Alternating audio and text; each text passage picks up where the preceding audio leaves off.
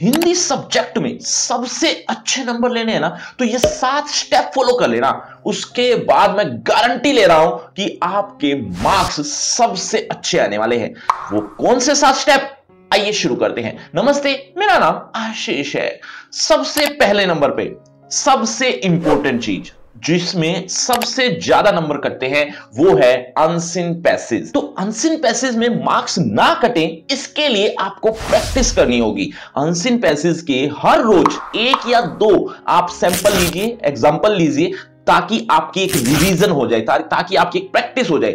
अगर आपके पास टाइम कम है तो आप 2 दिन में 1 बार उठा सकते हो, 3 दिन में 1 बार उठा सकते हो, लेकिन उठाना जरूर। ये प्रैक्टिस आपके लिए ही बहुत जरूरी है। ये प्रैक्टिस ही आपको हिंदी में सबसे ज्यादा मार्क्स लाने में हेल्पफुल होगी। तो ये बात ध्यान रखना। नंबर 2, जब भी एग्जाम लिखने बैठो तो सबसे पहले ये ध्यान रखना जो आपकी स्टार्टिंग है वो आपके लिए बेस्ट हो। मतलब जो एग्जाम में आपको सबसे ज्यादा अच्छा पोर्शन आता है, बहुत अच्छी प्रैक्टिस है, बहुत अच्छा आपकी पकड़ है उस पर, वो पोर्शन आप पहले करना। ये बात आपके लिए बहुत छोटी होगी, लेकिन ये इतना बड़ा इंपैक्ट डालती है एग्जामिनर पर। आपके आने वाले जो आंसर्स है वो अगर थोड़े कम अच्छे भी हुए तो भी आपको काफी मार्क्स देने में हेल्पफुल होंगे। तो ये बात भी ध्यान रखना। नंबर 3, जो भी आंसर लिखोगे, जो आपकी प्रेजेंटेशन होगी वो थोड़ी अच्छी हो। अब मतलब आंसर लिखने की प्रेजेंटेशन कैसे हो सकती है, देखो अब आंसर कैसे लिखें इसके लिए तो मैं एक वीडियो बना चुका हूं, उसके लिए आई बटन में एक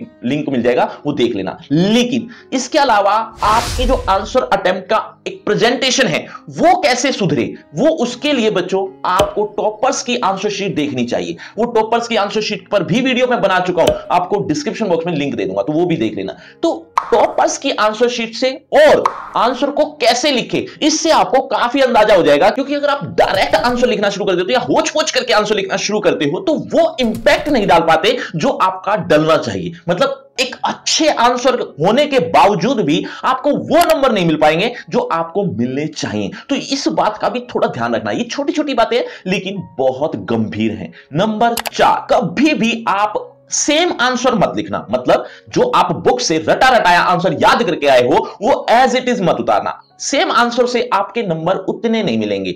अगर आप अपने शब्दों में अपना प्रभाव डालते हैं तो आपको मार्क्स मिलने के ज्यादा चांसेस हैं या ज्यादा नंबर मिलने के चांसेस हो जाते हैं। इससे होता क्या है, दरअसल जो एग्जामिनर होता है वो बोर हो जाता है एक ही तरह का आंसर पढ़ पढ़ के। आपने अपनी वैल्यू तो उसमें डाली ही नहीं। तो इससे अच्छा यह है कि आप चैप्टर को समझो, उसके आंसर आप खुद ब खुद अपने आप लिखो, ना कि वो रटा रटाया आंसर। हाँ, कुछ हेल्प ली जा सकती है हेल्प बुक से या गाइड से। हेल्प किस तरह की, एक सपोर्ट के तौर पर कि इसका आंसर किस तरह का हो सकता है, इसको जानने के लिए आप सपोर्ट ले सकते हैं उस आंसर की या उस छपे छपाए आंसर की। अगर कोई हेल्प बुक या कोई गाइड नहीं है आपके पास तो चिंता मत करो, आपके लिए क्वेश्चन आंसर की लिस्ट आपको मिल जाएगी। डिस्क्रिप्शन बॉक्स में फ्री क्रैश कोर्स के नाम से एक लिंक मिलेगा, वहां पर आपको हर चैप्टर वाइज क्वेश्चन आंसर मिल जाएंगे, वो भी इंपोर्टेंट क्वेश्चंस के साथ, तो वो भी देख लेना। बच्चों, आपके सबसे ज्यादा मार्क्स हिंदी सब्जेक्ट में कितने आए थे आज तक, एक बार जल्दी से कमेंट करके बताओ। देखते हैं कितने बच्चे ज्यादा मार्क्स लिए हुए हैं। अब बात करते हैं सबसे इंपॉर्टेंट चीज, वो है स्पेलिंग मिस्टेक।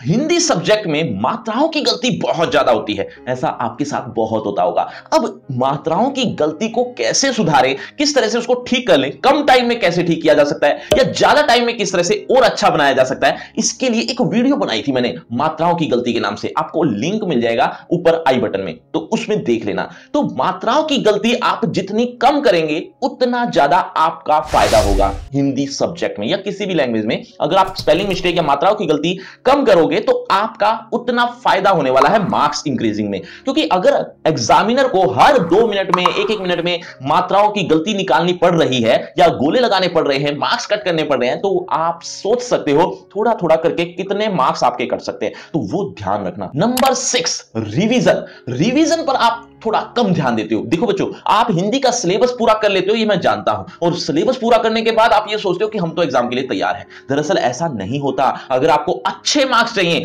टॉपर्स बनना है, तो आप एक बात ध्यान रखना कि कम से कम 3 टाइम रिवीजन तो हो ही हो, मतलब कम से कम बता रहा हूं, इससे ज्यादा टाइम मिल पाता है तो इससे कहीं ज्यादा आपको रिवीजन करनी है, क्योंकि जितनी बार भी आप रिवीजन करते हो तो हर बार आपको बारीकी की नॉलेज हो जाती है। मतलब आपको चैप्टर की बारीक नॉलेज जब होने लग जाएगी ना, तो आपके मार्क्स जो आने वाले हैं वो आप सोच भी नहीं सकते। Number 7, PYQ. पीवाईक्यू आप बहुत कम पढ़ते हो या पढ़ते ही नहीं हो। दरअसल पीवाईक्यू करने का भी एक तरीका है, आप सिलेबस पूरा कर लेते हो, 2 बार 3 बार रिवीजन भी हो गई, अब आपका नंबर आता है पीवाईक्यू करने के लिए। अब पीवाईक्यू करने के लिए यानी प्रीवियस ईयर क्वेश्चन जो आप पढ़ते हो उसको 1 या 2 4 5 पीवाईक्यू आप पढ़ लेते हो, उसके बाद उसका नतीजा क्या निकला उसके बारे में ध्यान नहीं देते। दरअसल पीवाईक्यू करने का भी एक तरीका है, जब आप सिलेबस पूरा कर लें उसके बाद पीवाईक्यू करना शुरू करें, और जब एक पीवाईक्यू सॉल्व करना शुरू कर दें तो उसके बाद आप ये देखो कि हमारी जो कमजोरी है, हमारे जो मार्क्स कट रहे हैं वो, या हम